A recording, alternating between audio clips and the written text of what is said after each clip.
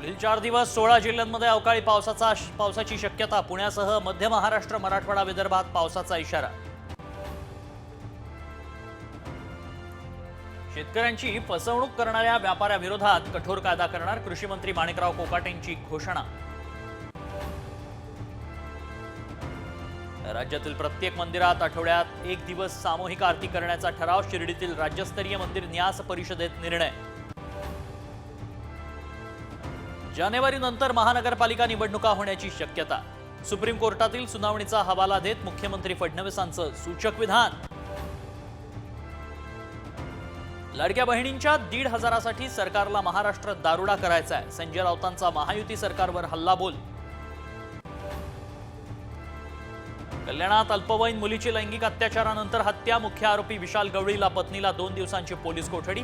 आरोपीला फाशी देण्याची कल्याणकरांची मागणी.